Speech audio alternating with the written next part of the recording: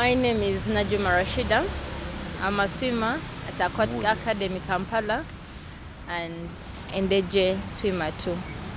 I'm a master's student pursuing masters in education planning and management, and I'm a teacher by profession.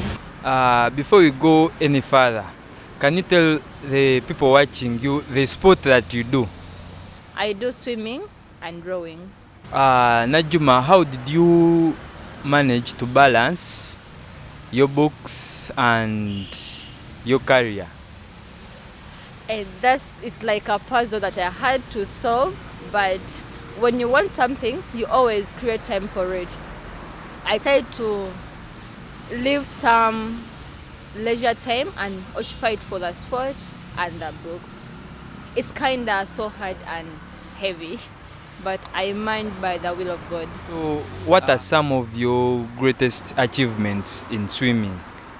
First of all, 2022 has been a great year for me. And the great achievements, I've managed to move around different countries because of sports. I've studied for free at Ndejje because of sports. So mainly that's the greatest achievement I've got. And I've made so many friends, connections. Yeah. Do you still remember your first achievement in this sport? And if you do, what was that? Okay. My first event I did, it was 2018, and that was National Age Group Championship. I remember I didn't get any individual medals, but I managed to get relay medals. Those are 1 silver and 1 bronze. That was my first in life. What was your feel on you getting those medals for the first time? It was really a very good feeling, and it was one of the fuel I got that I decided not to go back, because I knew if I continue I will get more medals time to come, of which I did. What has been your hardest moment in this sport since you started it? Just like any other sport, training can be so hard. You get emotional breakdowns, and sometimes it's hard to balance because I work, I study, I train. Even balancing is very hard. But even sometimes during the races, it can be so hard. What are some of the sacrifices you have given in to see that you are on top? First is that time to train, the happiness, because I forgot all the time I've been in sports, I forgot about all the outings, because by the time you finish the training, you're so tired, you can't really go there. Probably, and also money, yeah, because sports you have to invest also. So that sacrifice I've been taking. You have talked about money. Yeah. Let me ask this question. How much do you spend on a match day? Actually, I can't estimate, but okay, in sports, we look at before even reaching the event, you have to have a good nutrition first, of which a right nutrition is really a hard thing. And then all those equipments you need, they're really expensive because some you have to get them from outside the country. And also these registrations, yearly, monthly, they're kind of much. You have talked about the nutrition. Yeah. In general, what are some of the tips, or how should a sports person have his nutrition, as in how is the nutrition supposed to be? Anyway, we should be depending on the season, but to me, I think it's advisable to have more energy-giving foods, fruits, and then proteins, whereby the energy-giving foods is going to act as the fuel for you, and then the proteins will help the muscles recover, and then the fruits, of course, to boost your immunity to be alive and strong enough. we saw you in the East African University Games. Yeah. In the women's side, you were doing well. Yeah, thank you. How many medals did you win? I got 18 gold medals. 18 gold medals. Yeah. Silver? I got 2. You got 2. No Yeah. bronze. No. you are good. Thank you. What motivated you to have that marvelous performance on those games? Okay. I knew that 2022 would be my last event in East African University Games, and I had asked God by the time I started swimming that let him allow me go in style. So I was really working hard to see that I will go in style. So I end up working so hard like that. When did you start swimming as in profession? I started swimming, actually not even profession and starting to learn how to swim.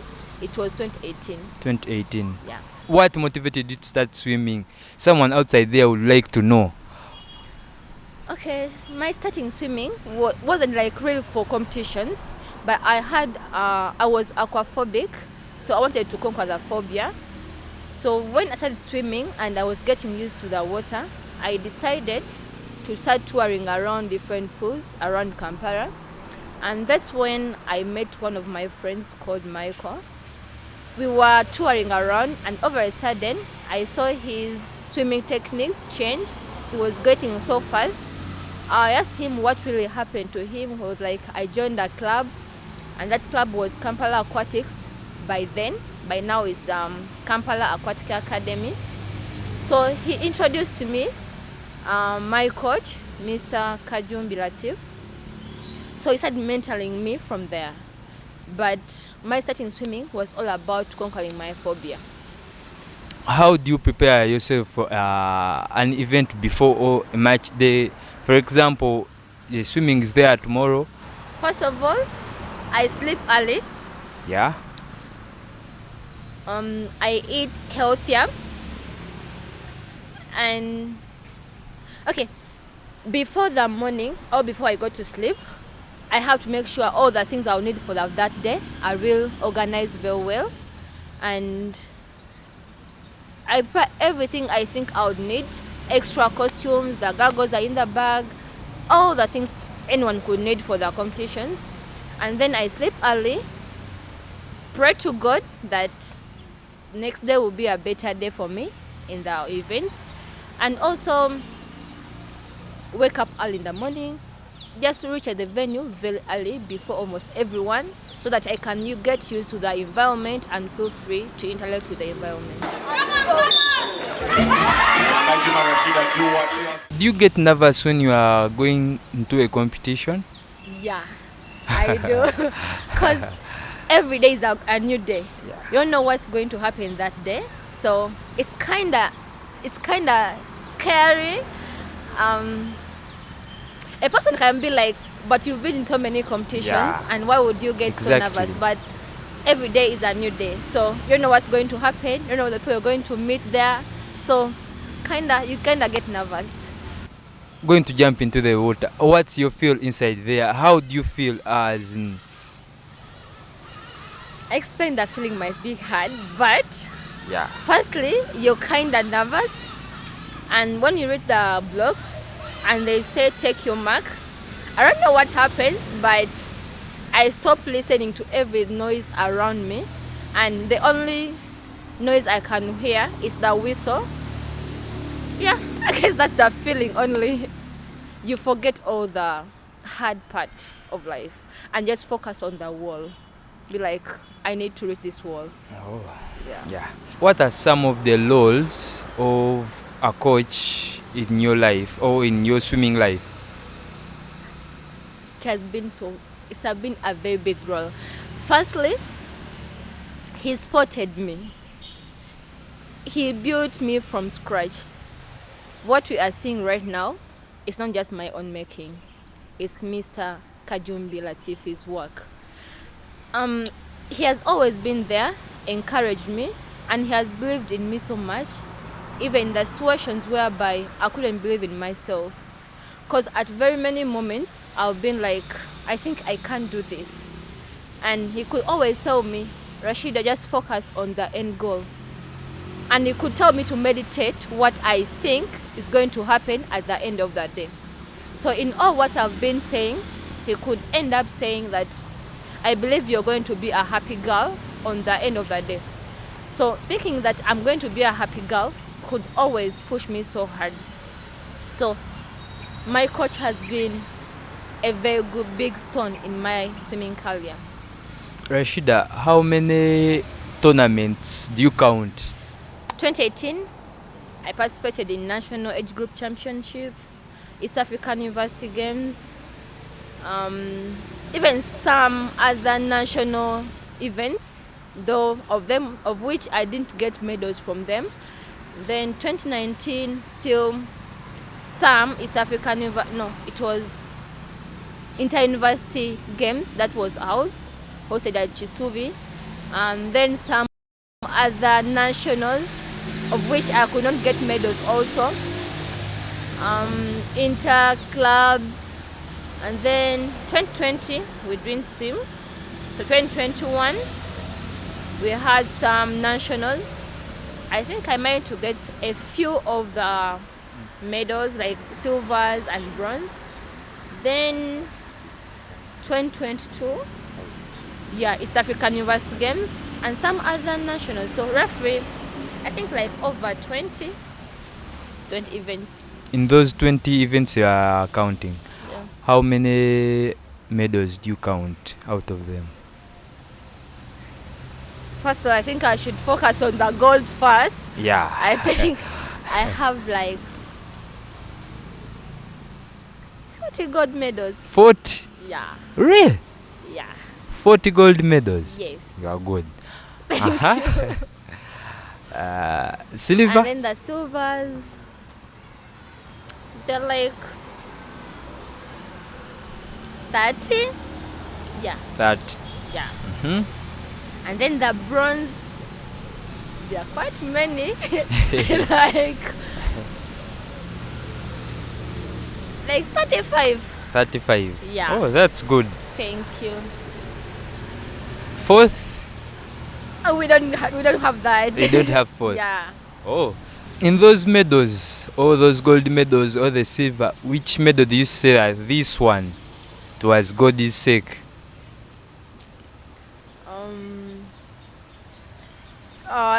The gold. Okay. All of them. It was God. But Because I've just been in the sport like only 4 years, actually 3 years. Cause 2020 we didn't swim, and we swam half of 2021. So it has been good actually in all the medals I have. so what you want to say, you like all your medals equally? I love them. Because they are my hard work. I've worked for them. This one is hard for me to believe. Why? I love them. But of course, I love the gods more. You love the golds more. Yeah. Yeah, Rashida, is there any event you have missed due to unavoidable circumstances? Yeah. And if yes, how did you feel? I've missed I think I've qualified for 2 Kana games, and I've missed them because I didn't have money. In most cases in sports, we have to sponsor ourselves at some level. Though on some levels they help us, the federation can come up and help you somewhere, but you have to sponsor yourself. So I qualified for these Kana games, and one was this last year. It was in Zambia, so I missed it because I didn't have money. I missed that which was in Tanzania because I didn't have money. Yeah, I think I've missed like 3 where I didn't have money. Yeah. What was your feel after you missing them? How did you feel? It was really hurting because I expected more. It wouldn't have been like winning, but exploiting like different resources, like meeting different people, and also competing with different people like on another level, because at such competitions, you meet people from different countries around Africa. So it was really hurting. According to you, what's the toughest aspect of being an athlete? My toughest. I think. Oh my God. Training and competing. They're the toughest. But why do most people, almost sporty, mention out the training? Because I was also doing an interview with some guy in sports and I was like, my friend, training. Okay, here is how training can be so a challenging part in sports. Firstly, the more you train, the better you will perform. And unlike competitions whereby you're going to swim one event, that's for example a 50 freestyle, under a few seconds, but in training you're going to have like a thousands of 50 freestyle. So it makes it really hard. And for my sake, I didn't specialize, like maybe I'm doing long distance or middle distance or short distance. I was going for all. So balancing all the strokes and the distances, my God, has been a battle and so hard.